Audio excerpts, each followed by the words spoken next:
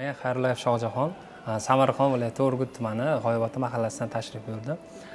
Yoshim 20 yoshda, adashmasam 4-5 yoshlarimda Ozodbek Nazarbekovni otam qo'shig'ini kuylab yurardim, shu rosa yoqardi menga.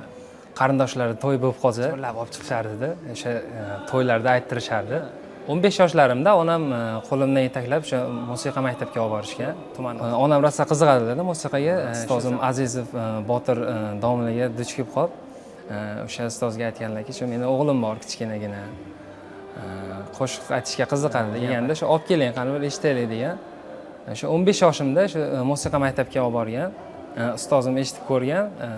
Endi musiqa maktabimizda yangi ochilganligi sababli faqat maqom yo'nalishi bo'lgan. Yo'q, boshqa yo'nalish bo'lmagan. O'sha yili ochilgan bo'lgan-da, hali mutaxassis kam bo'lgan. Shu sababli eshitib ko'rgan ustozim va bundan maqomchi yaxshi maqomchi chiqadi. Maqom qo'shiq aytaversa, mana shu maqom qo'shiq aytsa, masalan, har bir estrada yo'nalishini ham, opera har bir yo'nalishda o'sa, keyin ularda ham davom etkazib ketaveradi deb o'sha maqom qo'shiqlar o'rgatgan va shundan o'zimni qiziqib, shundan keyin faqat shu yo'nalishda ketganman. Ustozim birinchi o'rgatgan asarlari bu Ma'murjon Zohidning Dog'man asarini o'rganganman. O'sha asar bilan tanlovlarga olib chiqqanman. Muhriddin Qoripov nomidagi respublika konkursiga qatnashganman. Bundan tashqari men shu yoshlar ovoziga ham qatnashganman, lekin kichkina bo'lganman, hali shu paytlar ovozim uncha rivojlanmagan bo'lgan. Tuman bosqichidan yiqilaverganman kichkina paytim. Tanlovda boshlab mahalla bosqichi bo'ldi, keyin sektor bosqichi, tuman bosqichi va undan keyin o'sha viloyat bosqichi bo'ldi. Eng qiyin kechgani albatta viloyat bosqichi bo'ldi. Chunki viloyat bosqichida baribir har xil tumanlardan, har bitta tumandan o'zini eng yaxshi ijro etadigan, eng mahoratli xonandalar keladi. Shu sababli viloyat bosqichida menga ancha qiyinchilik bo'ldi. Viloyat bosqichiga Sodirxon Shohni tayyorlaganman. Tayyorlanishga bir haftacha vaqt ketgan. O'sha tayyorlab, ustozlarga ko'rsatib, ularning o'g'itlarini, maslahatlarini olib, keyin o'sha viloyat bosqichiga aytishga qaror qilganman va Samarqand viloyat bosqichida aytib, birinchi o'rinni olganman. To'g'risini aytsam, hozir hayajon bor. Menda ancha hayajon bor. Endi nasib bo'lsa o'sha hayajonni yo'q qilib, ustozlarga yaxshi ijro etib berishga harakat qilaman. Bugun o'sha Sodirxon Shohni aytaman. Qo'limdan kelgancha maksimalni harakat qilaman.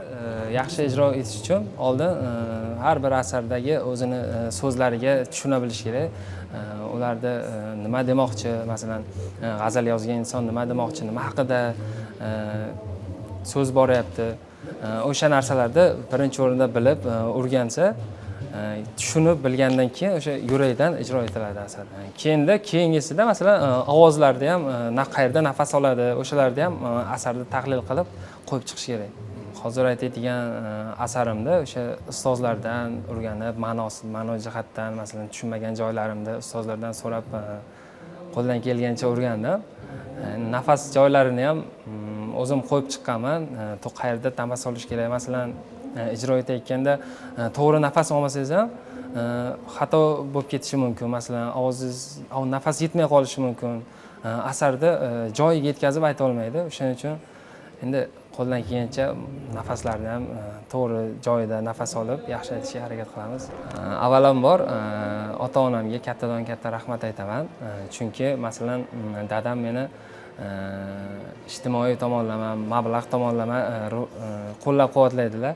Ayam doim yonimda. Qanaqa konkursga qatnashsam bilan kelardi, lekin shu safar kelishmay qoldi, lekin u yoqda uyda qo'llab-quvvatlashib turibdi. Bundan tashqari mana musiqa maktabida dars bergan ustozlarimga, Botir Azizov, san'at kollejida dars bergan menga Jahongir Niyozov ustozimga, hozirda mana institutda dars berayotgan barcha katta-katta ustozlarga o'z minnatdorchiligimni bildiraman. Mana shu meni shu darajaga yetib kelishimga, shu joygacha yetib kelishimga albatta ular sababchi.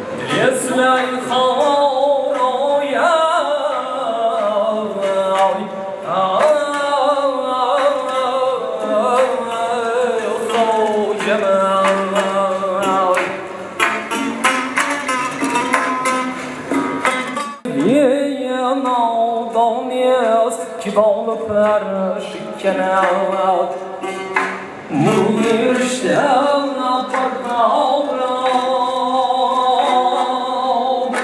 Bakal dünya